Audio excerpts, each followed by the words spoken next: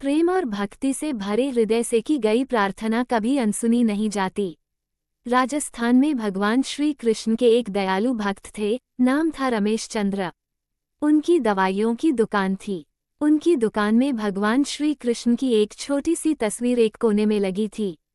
वे जब दुकान खोलते, साफ सफाई के उपरांत हाथ धोकर नित्य भगवान की तस्वीर को साफ करते और बड़ी श्रद्धा से धूप इत्यादि दिखाते।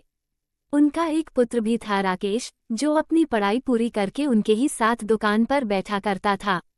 वह भी अपने पिता को ये सब करते हुए देखा करता और चूंकि वह नए जमाने का पढ़ा लिखा नव युवक था, लिहाजा अपने पिता को समझाता कि भगवान वगैरह कुछ नहीं होते, सब मन का वहम है। शास्त्र कहते हैं कि सूर्य अपने रथ पर ब्रह्मांड का चक्कर लगाता है, जबकि विज्ञान ने सिद्ध कर दिया कि पृथ्वी सूर्य का चक्कर लगाती है। इस तरह से रोज विज्ञान के नए नए उदाहरण देता ये बताने के लिए कि ईश्वर नहीं है। पिता उसको स्नेह भरी दृष्टि से देखते और मुस्कुरा कर रह जाते। वे इस विषय पर तर्क वितर्क नहीं करना चाहते थे। समय बीतता गया, पिता बूढ़े हो गए थे। शायद वे जान गए थे कि अब उनका अंत समय निकट आ गया है। अतः एक दिन अपने बेटे से कहा, बेटा तुम ईश्वर को मानो या मत मानो, मेरे लिए यही बहुत है कि तुम एक मेहनती, दयालु और सच्चे इंसान हो। परंतु क्या तुम मेरा एक कहना मानोगे? बेटे ने कहा, कहिए ना पिताजी, जरूर मानूंगा। पिता ने कहा, बेटा मेरे जाने के बाद एक तो तुम दुकान में रोज भगवान की इस तस्वीर को साफ करना, और दूसरा यदि कभी किसी परेशानी में फंस जाओ तो हाथ जोड़कर श्री कृष्ण से अपनी समस्या कह देना। बस मेरा इतना कहना मान लेना। पुत्र ने स्वीकृति भर दी। कुछ ही दिनों के बाद पिता का देहांत हो गया। समय गुजरता रहा। एक दिन बहुत तेज बारिश पड़ रही थी। राकेश दुकान में दिन भर बैठा रहा और ग्राहकी भी कम हुई।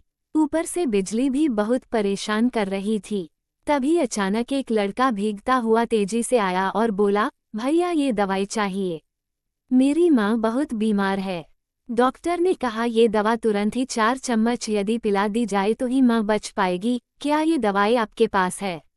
राकेश ने पर्चा देखकर तुरंत कहा, हाँ ये है। लड़का बहुत खुश हुआ और कुछ ही समय के लेन देन के उपरांत दवा लेकर चला गया। परंतु ये क्या, लड़के के जाने के थोड़ी ही देर बाद राकेश ने जैसे ही काउंटर पर निगाह मारी तो पसीने के मारे बुरा हाल था, क्योंकि अभी थोड़ी देर पहले ही एक ग्राहक चूहे मारने की दवाई की शीशी वापस करके गया था। लाइट न आने की वजह से राकेश ने शीशी काउंटर पर ही रखी रहने दी कि लाइट आने पर वापस सही जगह पर रख देगा। पर जो लड़का दवाई लेने आया था वह अपनी शीशी की जगह चूहे मारने की दवाई ले गया, और लड़का पढ़ा लिखा भी नहीं था। हे भगवान, अनायास ही राकेश के मुंह से निकला, ये तो अनर्थ हो गया।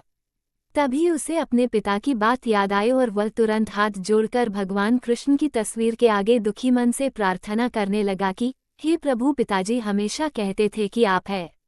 यदि आप सचमुच है तो आज ये अनहोनी होने से बचा लो। एक माँ को उसके बेटे द्वारा जहर मत पीने दो।